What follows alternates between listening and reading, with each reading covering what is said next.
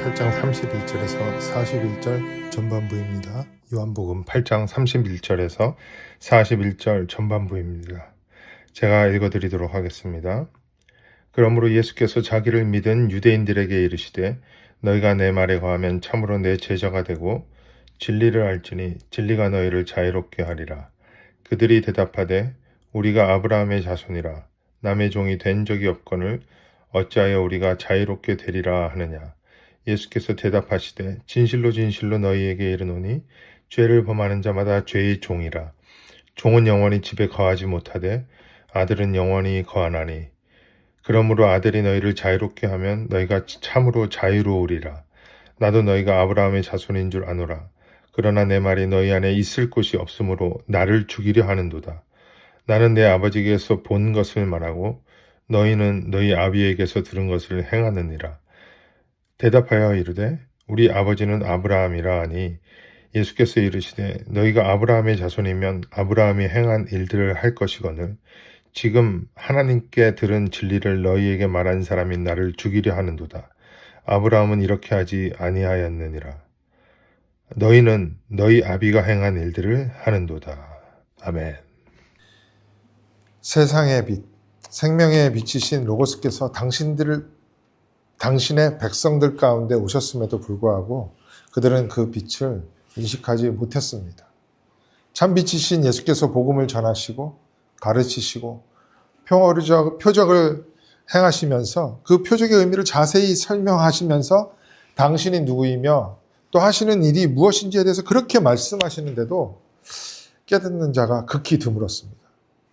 요한복음 1장 5절에서 그래서 이렇게 말씀했던 것 같습니다. 빛이 어둠에 비치되 어둠이 깨닫지 못하더라. 근데 이 말씀을 자세히 보면 어둠 가운데 비치어지면 그냥 어둠은 단지 물러날 뿐인데 왜 깨닫지 못했다고 했을까? 왜 이렇게 말씀하셨지?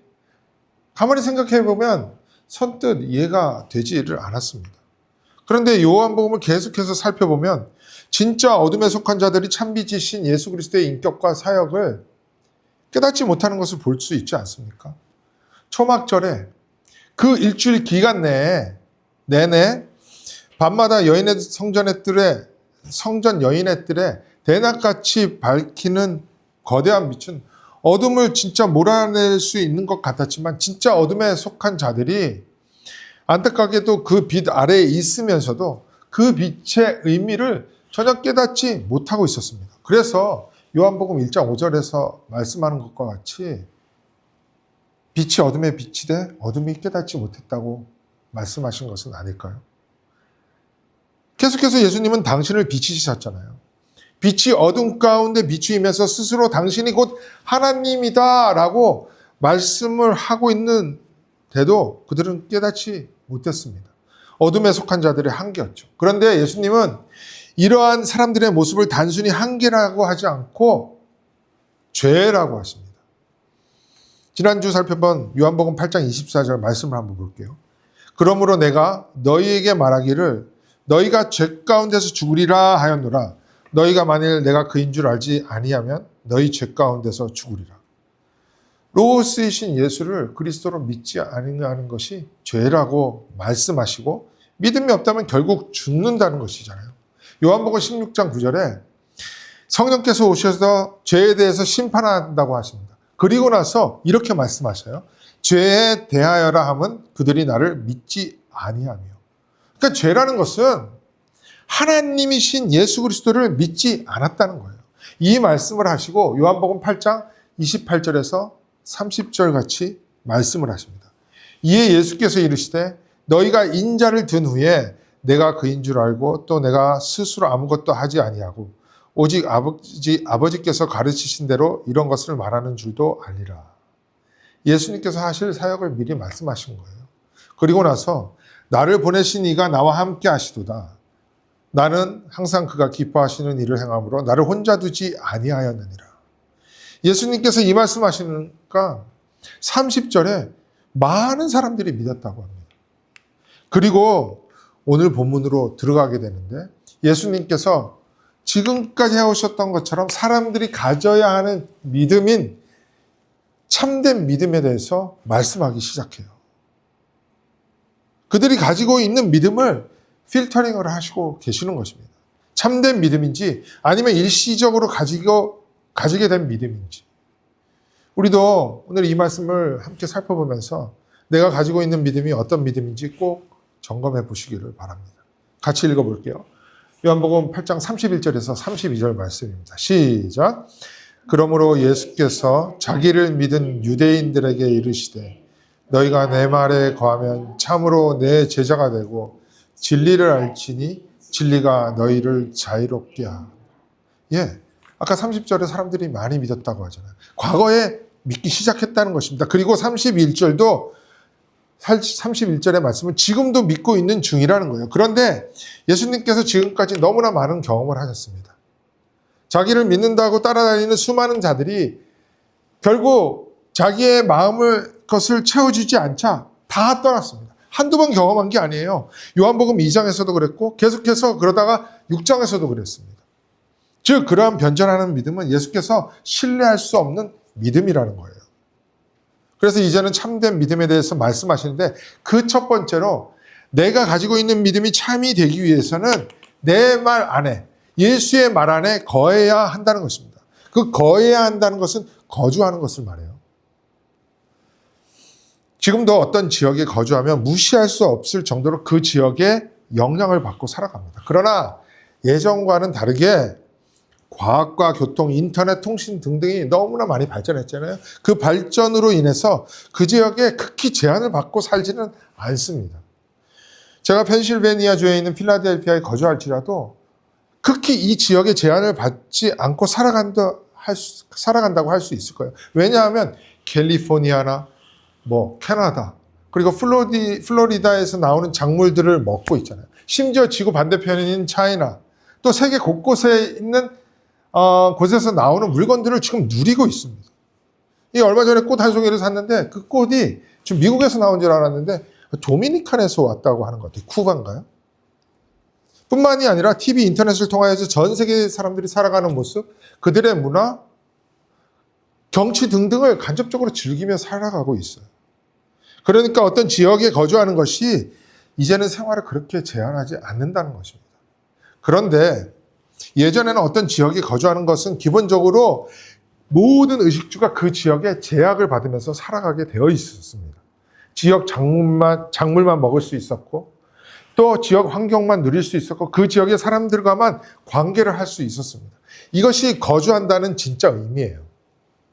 오늘 본문에 나오는 예수를 믿는다고 하는 유대인들은 이렇게 물리적으로 이 땅 유대 지역에 거주하였지만 그 지역을 지배하고 있었던 율법주의 안에 들어와서 살고 있었습니다. 그런데 오늘 예수님께서 너희들이 지금까지 그렇게 살아왔지만 그것에 속박당하지 않고 그것에서 나와 이제는 내가 하고 있는 말 안으로 들어와서 살아야 한다는 것입니다. 예수의 말, 지금으로 말하면 성경 말씀 안으로 들어와서 성경 말씀 안에서 거주해야 된다, 살아가야 한다는 것이죠. 이것이 무슨 의미인지 나중에 요한복음 15장에서 자세히 살펴보겠지만 우선 요한복음 15장 4절 말씀을 보도록 하겠습니다. 내 안에 거하라, 나도 너희 안에 거하리라. 가지가 포도나무에 붙어 있지 아니하면 스스로 열매를 맺을 수 없음같이 너희도 내 안에 있지 아니하면 그러하리라. 가지가 포도나무에 딱 붙어 있는 것이 거주하는 것입니다. 어떻게 보면 속박당하고 있는 거잖아요. 속박당한다는 표현이 대부분 부정적으로 사용되기 때문에 별로 좋지 않은 느낌이지만 긍정적인 의미도 있어요. 예를 들면 우리의 자녀들이 엄마 아빠에게 속박당하지 않는다면 그들이 정신적으로 육체적으로 어떻게 건강하게 자랄 수 있겠습니까? 학생들이 학교에 있어야 하는 그 시간에 학교의 울타리 안에 속박당하지 않고 그것을 뛰쳐나와서 자기 멋대로 아무데나 다니고 있다면 어떻게 되겠어요? 신랑이 신부에게, 신부가 신랑에게 속박당하지 않고 자기 멋대로 행한다면 아무나 만나고 그렇게 다닌다면 어떻게 되겠습니까? 서로의 관계 안에서 거주해야 하는 것이 깨지게 되면 참된 믿음이라는 것이 형성될 수가 없다는 것입니다. 참된 믿음을 가지기 위해서는 속박되어야 합니다. 그게 거주하는 거예요. 요한복음 요한 2서 9절 말씀입니다. 지나쳐 그리스도의 교훈 안에 거하지 아니하는 자는 다 하나님을 모시지 못하되 교훈 안에 거하는 그 사람은 아버지와 아들을 모시느니라. 더 설명이 필요 없을 것입니다. 우리의 믿음이 참된 믿음이 되기 위해서는 우선 말씀 안으로 들어가 거주해야 하는 것입니다. 말씀을 외면하고 말씀과 상관없이 세상의 모든 외모에 노출이 된 채 살아가고자 한다면 더 이상 참된 믿음 생활이라고 할 수 없는 것이죠.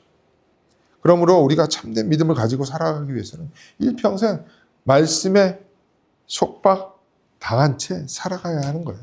그 말씀 안에 거주하게 될 때 예수의 제자가 되는 것이고, 제자가 된 자는 진리를 알게 되고 그 진리가 또 우리를 자유롭게 한다는 것입니다. 31절 중간 이후부터 다시 한번 볼게요. 이거 같이 읽을까요? 시작. 너희가 내 말에 거하면 참으로 내 제자가 되고 진리를 알지니 진리가 너희를 자유롭게 하리라. 예. 제자라는 단어는 현재 우리가 사용하고 있는 의미와 예수님 시대의 그 의미가 사뭇 달랐습니다. 보통 우리는 제자라고 하면 나의 선택이라기보다는 이 시대의 교육 시스템상 의무 교육에 의하여 수업료를 내고서 지역 학교에 들어가서 어떤 선생님과 형성되는 관계를 제자라고 합니다. 나중에 대학을 가서도 마찬가지입니다.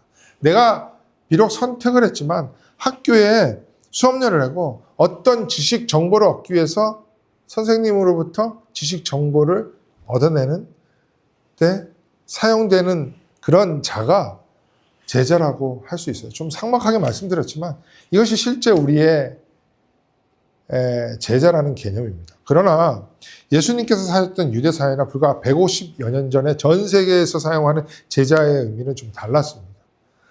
단순히 선생님에게 수업료를 내고 그가 가지고 있는 지식을 얻는 것이 제자가 아니었습니다. 선생님의 지식을 포함하여 선생님의 모든 삶을 그대로 따라가는 자가 제자였습니다. 어디까지 따라가느냐? 선생님이 가지고 있는 지식은 물론이거니와 그가 숨쉬고 있는 숨결, 발걸음, 먹거리, 사고방식, 철학, 그것을 그대로 답습하는 자가 제자였다는 거예요. 그래서 어떤 선생님의 제자가 되기 위해서는 지금까지 살아왔던 자기의 바운더리를 뒤로 한 채 그 선생님의 울타리 안으로 들어가서 제일 먼저 무엇을 해요? 아침 저녁으로 선생님이 거느시던 그 마당을 쓸기 시작하는 거예요. 그리고 그가 마실 물을 길어오고 또 먹을 음식을 준비하면서 그의 숨결과 표정을 통하여 그의 감정을 배우게 되는 것이고 또 생각하는 방식까지 알게 되는 것입니다. 선생님의 모든 생활 가운데 묻어있는 그의 생각하는 방식과 철학, 그것을 제자가 조금 담아내기 시작하면 선생님은 비로소 그때 자기가 가지고 있는 철학과 지식을 하나씩 꺼내서 그에게 전수를 하는 것입니다.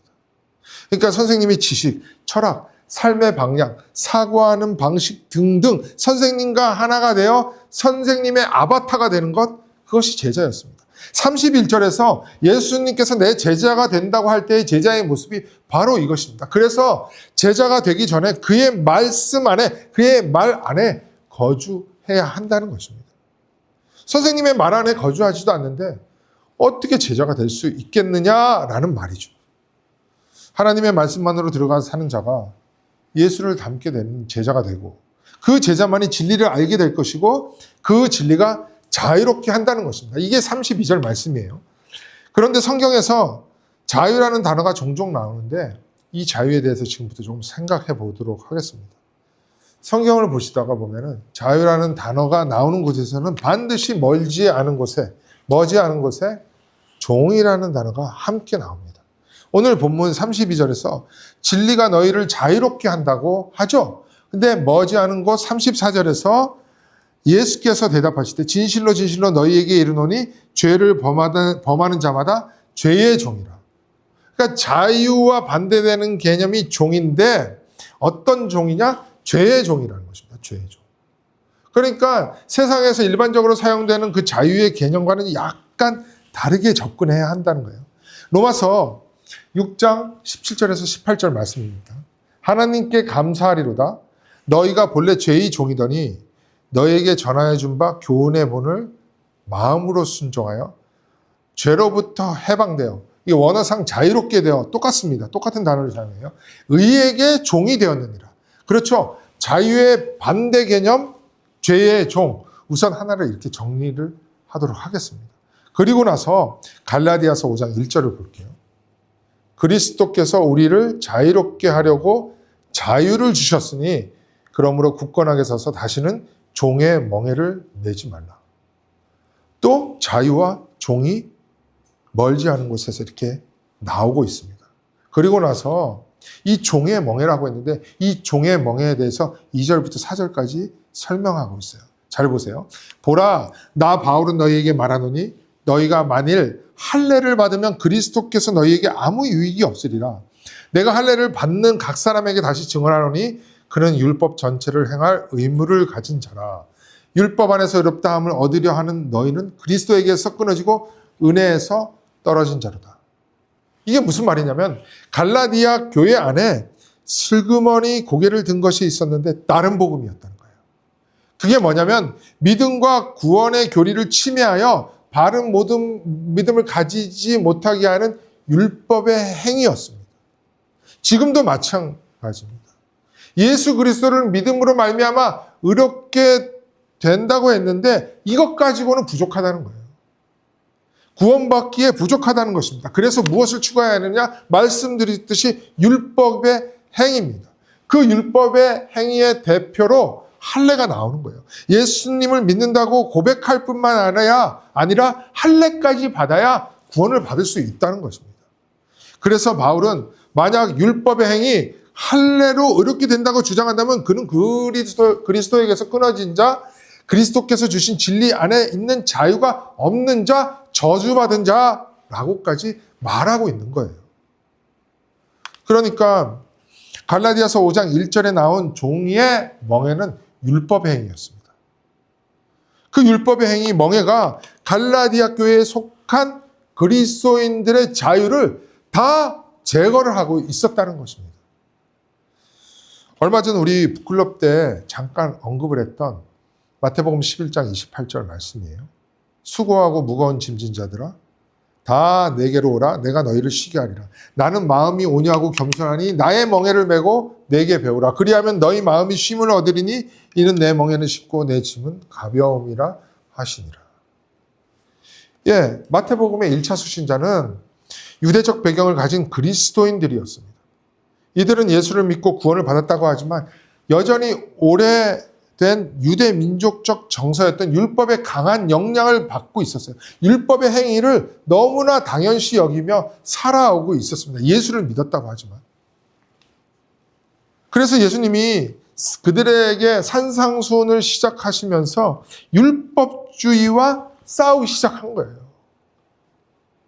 옛사람의 말에는 율법에는 그렇게 말할 거냐 나는 너희에게 이르노니 계속해서 그런 말씀을 진행을 하고 있었다는 것입니다. 그리고 곳곳에서 바리새인과 서기관을 그 어느 곳보다 강하게 비판을 했었던 것입니다. 그렇게 말씀하시는 가운데 마태복음 11장 28절에서 일평생 짊어지고 있는 수고하고 무거운 짐, 그게 뭐였어요? 바로 율법의 행위였습니다. 그 무거운 짐을 진진 자들아 라고 하신 것입니다. 이 말씀이 마치 정글과 같은 거친 세상을 살아가면서 또 우리는 이민자로서 살아가고 있잖아요. 그러니까 터프한 그 이민자로서의 삶을 한 주간 살아가기 위해서 지치고 수고한 무거운 짐 진 자들아 라고 말할 수 있지만 그것이 아니라 율법의 행위, 율법주의에 지친 수고하고 무거운 짐 진 자들아 이렇게 말씀하고 있는 거예요. 그거 내려놓고 이제 예수께로 오라는 것입니다. 유대주의자들뿐만이 아닙니다. 유대인들뿐만이 아니에요. 하나님을 떠나 살아왔던 모든 인생은 이 율법주의, 율법의 행위에 짐을 지고 있기 마련입니다. 그것이 보통 인과율, 인과법칙이라고 하는데 그게 뭐냐면 내가 이만큼 인풋을 했으니까 절대자가 그 인풋에 감동해서 그거에 상응하는 아웃풋을 나에게 주어야 한다는 사상입니다. 이것이 모든 종교 안에 들어가 있어요. 그래서 그렇게 열심히 하는 거예요. 지극정성으로 공을 쌓아야 하고 봉사해야 되고, 그렇게 할 때 다음 생에는 무엇으로 태어난다. 심지어 지금 이 땅에서 어떤 것으로 복을 줄 것이다 라고 하고 있는 것입니다. 샤머니즘을 비롯한 모든 종교에 이 시스템이 작동하고 있는 거예요. 그런데 기독교 안에 이게 들어와 있다니까요. 내가 율법을 이만큼 지켰으니 하나님으로부터 누구보다 의롭다고 칭함을 받는 거예요. 이게 율법의 행위를 강조하는 율법주의자들의 사고방식입니다. 내가 이렇게 해서 복을 받은 거야. 그 안에는 율법으로부터의 자유가 없는 것입니다. 예수님이 말씀하시는 그 자유가 없는 거예요. 일평생 율법의 종이 되어서 살아가고 있는 것입니다. 이제 정리할게요.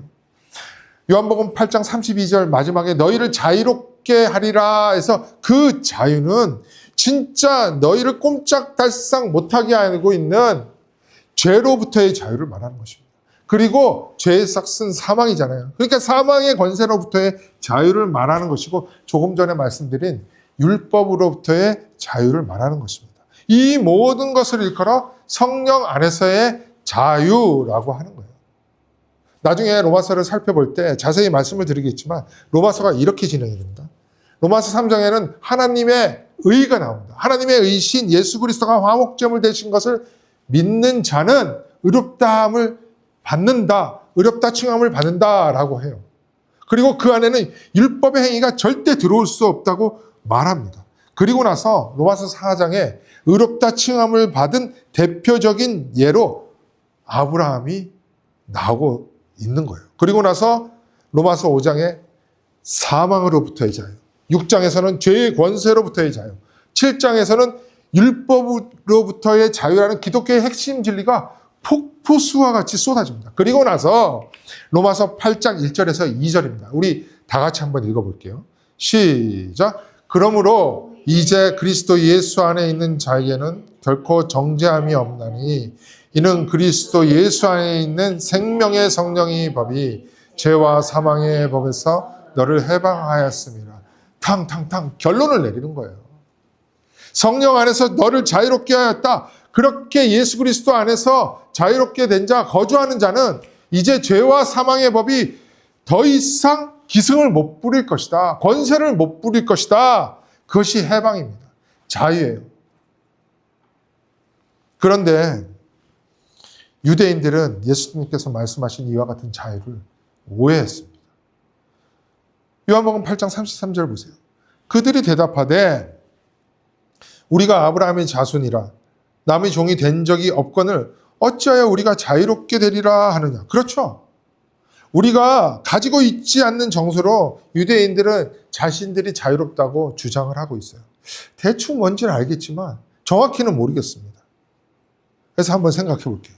사실 유대인들은 너무나 오랫동안 그리고 너무나 자주 강대국 속의 틈바구니 속에서 정말 강한 영향을 받아오고 살았어요. 그들의 지배를 받았습니다. 종으로서 살았다는 거예요. 하지만 그들에게는 이런 생각이 있었어요. 아브라함의 씨 자손이다. 이게 무슨 말이냐면 우리는 할례를 받은 민족이라는 그 강한 혈통적 자부심을 가지고 살았습니다. 그래서 그들은 정치적으로 그렇게 종으로서 예속이 되어서 살아가고 있었을지라도 선택받은 민족이라는 그 특권의식이 너무 강해서 어떤 부족함을 스스로 인정하지 않으려고 했던 것입니다. 이것이 아브라함의 자손 씨이기 때문에 우리가 다른 민족의 종이 된 적이 없다, 자유롭다 이렇게 말하고 있는 거예요. 그러다 보니 성육신하신 그리스도도 알아보지 못했던 것입니다. 율법의 종이었던 그들, 예수를 그리스도로 알아보지 못한 죄의 종, 그들의 죄 가운데서 영원히 사망할 수밖에 없었던 사망의 종노릇을 하고 있던 유대인들이었다는 거예요. 이것을 깨닫지 못했던 것이죠. 그래서 예수님은 그들에게 예를 들어 말씀을 하고 계시는 거예요. 35절부터 36절까지 한번 읽어드리겠습니다. 종은 영원히 집에 거하지 못하되 아들은 영원히 거하나니 그러므로 아들이 너희를 자유롭게 하면 너희가 참으로 자유로우리라. 현재 집에 거주하고 있는 아들과 종에 대해서 비교를 합니다. 종은 현재 집에 거할 수 있을 것 같지만, 거하는 것 같지만 영원히 이곳에 같이 할 수 없다는 거예요. 그런데 아들은 그 집에 영원히 거하는 특권을 가지고 있는 자잖아요. 그 특권을 가진 아들이 종을 영원히 집에서 거하게 하겠다라고 말하지 않고 뭐라고 해요? 자유롭게 할 수 있다고 말씀하십니다. 꼼꼼히 보셔야 돼요. 예수님께서 지금 예를 들어 말씀하시는 단어 하나하나가 그냥 말씀하시는 것이 아니에요. 31절과 32절에서 사용하신 단어 하나를 연결해서 정확히 말씀하고 있는 거예요. 매우 꼼꼼히 논리가 진행되고 있습니다. 35절을 다시 보세요. 집에 거한다, 영원히 거한다를 31절 아래 보면 내 말 아래 거한다와 연결하십니다. 그리고 36절에 아들이 너희를 자유롭게 한다를 32절에 진리가 너희를 자유롭게 한다와 연결하고 있습니다. 보이시죠? 그렇다면 그 집에 거한다는 것은 무엇에 거하는 거예요? 내 말 안에 거하는 거예요. 즉 예수 그리스도의 말씀 안에 거하는 것과 똑같다는 말씀입니다. 그 집을 예를 들어 예수님께서 말씀하고 계시는데 이것은 유대인들이 가지고 있는 집에 대한 사상 때문에 그렇습니다. 유대인들에게 집이란 그냥 하우스, 홈 이상의 어떤 개념이 있었어요. 그게 무엇이냐면 하나님의 나라를 의미하게 됐습니다. 역대상 17장 13절에서 14절 말씀입니다. 나는 그의 아버지가 되고 그는 나의 아들이 되리니 나의 인자를 그에게서 빼앗지 아니하기를 내가 내 전에 있던 자에게서 빼앗음과 같이 하지 아니할 것이며 내가 영원히 그를 내 집과 내 나라에 세우리니 그의 왕위가 영원히 견고하리라 하셨다. 그렇죠. 영원한 하나님 나라, 하나님 집을 다스릴 아들 메시아에 대한 예언을 하고 있습니다. 그러니까 유대인들에게 집 하면 하나님 나라에 대한 개념을 기본적으로 가지고 있었다는 거예요. 예수님의 말씀은 그 집 하나님 나라에 거하는 것은 내 말 안에 거하는 것과 같다는 것입니다. 그래서 성경 공부 시간에 하나님 나라에 대해 잠깐 언급할 때 하나님 나라 천국은 장소적 개념이 아니라 하나님의 말씀으로 통치되어지는 나라라고 말씀을 드린 거예요. 그 말 하나님 말씀 안에 있는 나라 바로 그 의미입니다. 엄밀히 말해서 나는 죽으면 천국 간다 이것도 정확한 말이 아니에요. 바로 이 의미입니다. 그런데 너희들은 지난주에 말씀드렸듯이 지금 율법을 지킴으로 하나님의 집에 거하고 있다고 생각할 거야. 그런데 예수를 그리스도로 믿지 못하는 그 죄 가운데 죽게 되면 율법의 종이었기 때문에 이제는 사망으로 이 집에서 나가게 될 거야. 그러나 말씀인 진리인 나, 그 집의 아들인 내가 너희를 죄, 사망, 율법으로부터 자유하게 하면 그 집, 하나님의 나라, 생명력이 흘러넘치는 그 나라에서 영원히 거하게 될 것이라는 말씀입니다.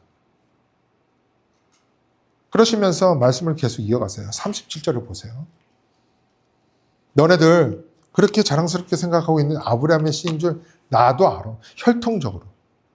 그런데 어떻게 너희들이 내 말, 진리, 자유를 줄 수 있는 아들에게 거하지 못하면서 오히려 나를 죽이려고 하고 있잖아. 아브라함의 씨 맞아? 아니지! 라는 것을 지금 완곡하게 표현하고 있는 거예요. 이게 37절 말씀입니다. 그러시면서 38절에서 유대인들이 자기들의 조상이라고 생각하는 아브라함의 하나님이 내 아빠라는 것을 또 밝히고 계세요. 독생자라는 것입니다. 독생자라는 것은 하나밖에 없는 아들이라는 뜻이기도 하지만 더 중요한 것은 하나님의 모든 것을 독점적으로 받는 유일무이한 자, 그 관계를 말한다고 했잖아요. 그래서 독생자이신 예수님께서 하나님 아버지로부터 보고 들은 모든 것을 그대로 행하시고 말씀하시고 계시는 것입니다. 그런데 갑자기 뜬금없이 39절에서 유대인들이 이렇게 말해요. 대답하여 이르되